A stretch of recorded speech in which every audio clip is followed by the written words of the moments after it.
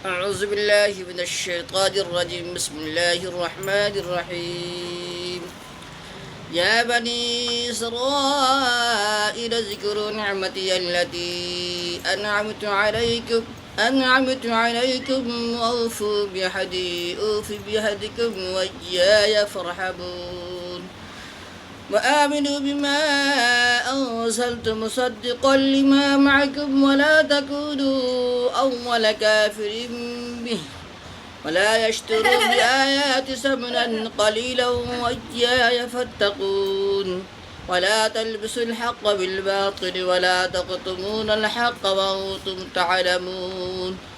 وأقيموا الصلاة وآتوا الزكاة واركعوا مع الراكعين.